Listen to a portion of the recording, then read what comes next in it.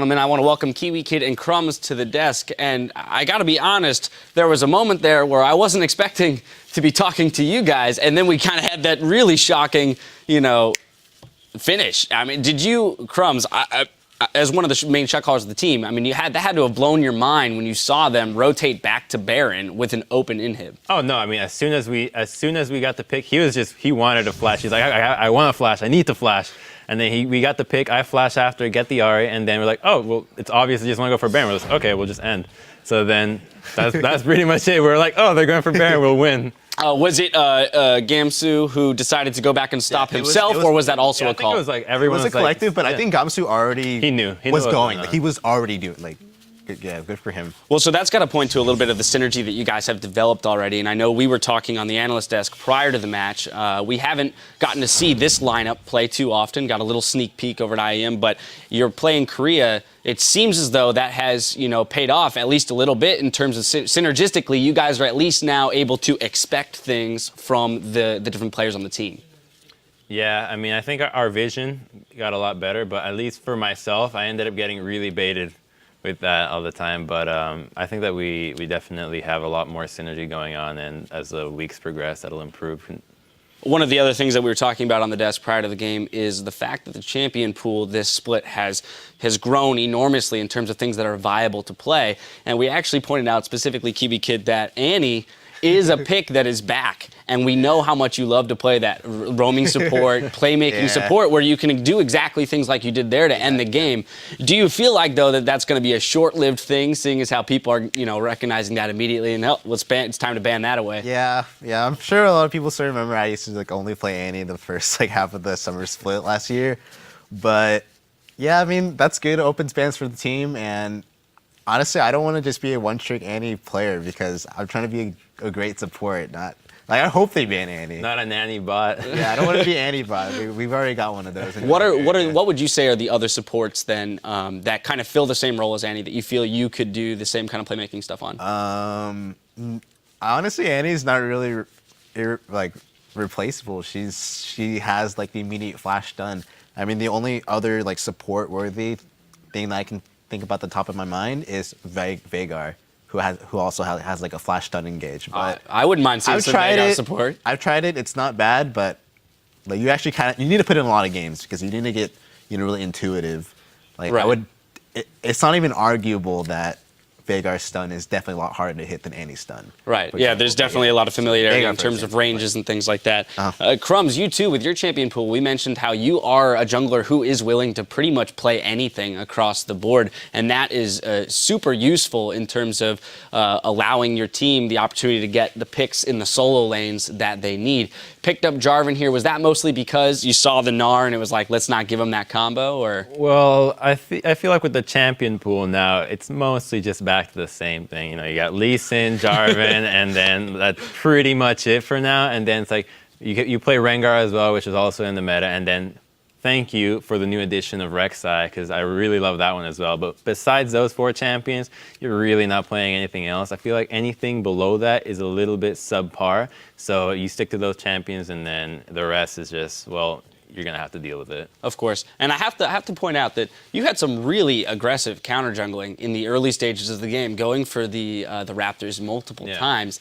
One time, unfortunately, getting caught out a little bit, had to flash over the wall.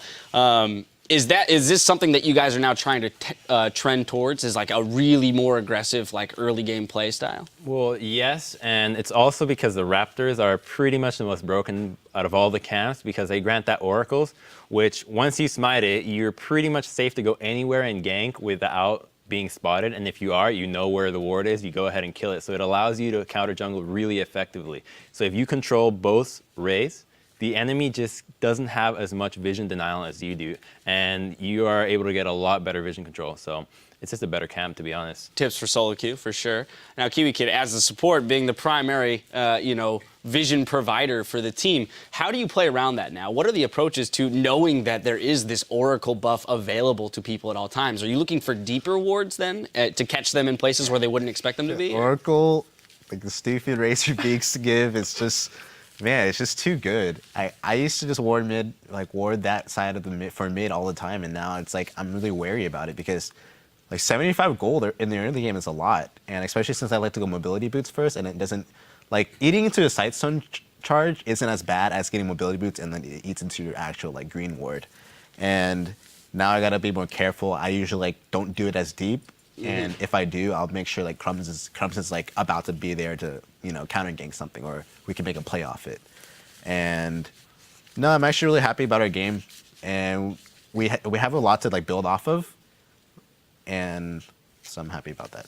I do want to approach your duo of being with Core JJ. I mean, we've known you as being, the other half of I'm a Cutie Pie. What's it like to switch that up finally? Because you guys had played together for so long. I have to imagine adjusting to a new duo is rather difficult.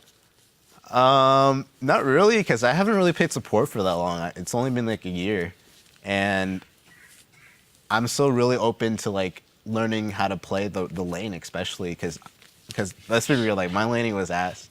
Especially. Yeah, my laning wasn't the best, and he's taught me a lot so far. And I'm just really excited to like kind of learn how to play the game better. Well, regardless, you guys did manage to pull out the win on the back of some great playmaking. I do want to jump into a replay. We're going to go about 30 minutes in. It was the first Baron that Coast took, but I want to look at the play you guys made coming off the backside of the Baron. Crumbs, we're going to pull it up on the screen. I'm going to have you walk me through it in terms of, the calls that were made to get the picks and then end up pushing for turrets off of it. Oh, well, right here we tell JJ to use Scrying Lore to make sure that they're doing Baron or not, and they are. So we see, okay, it's really low. They're going to commit to it. They're very low as well, so it's unwise for them to retreat. So we say, okay, well, just fight in, go. And I'm really far back, so I know that I can't help out at all. So I just go straight to push the lane, and then they go in and clean them up.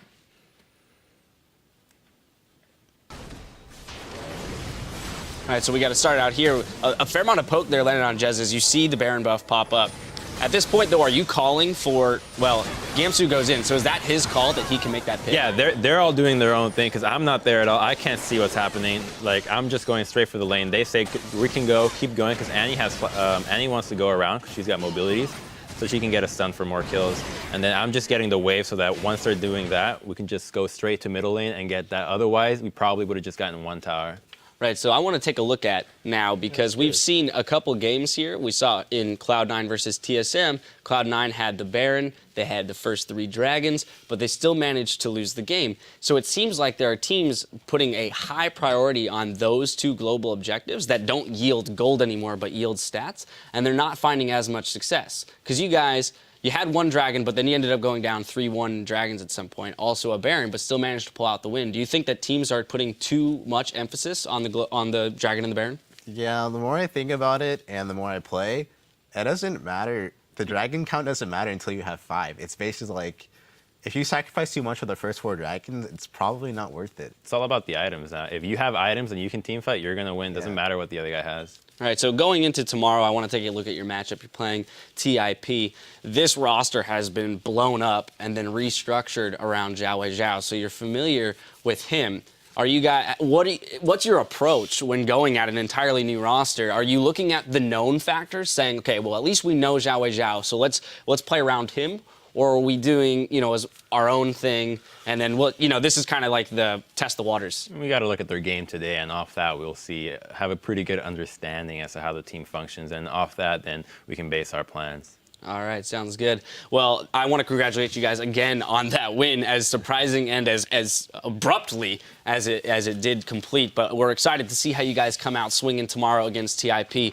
We do have to take a quick break, but keep it tuned right here to see if your Twitter question or answer gets read on air, making you the proud owner of a new Challenger Ari skin. Then Winter Fox will battle it out with newcomer Gravity in our 3rd match of the day. The 2015 Spring Split continues after this. Heard a lot of the matchups between these lanes. I want to see plays being made. They're still going to get the dragon, but it may be a continued fight. Crumb's getting hit up. A few more hits to him. That's Chris's pickup. Jez's will be going down. He's going, changing on to Kiwi Kid. No! Timbers this fight. That goes down, and it looks like they're going to be going hard on this fight. Gamsu taking a lot of damage. Forced the flash over the wall. That's bad news, Bears. I do not know where that call just came from. Gamsu can interrupt these against over. That's not empowered. Transcendent blade through the entire team. That's going to put the nail in the coffin.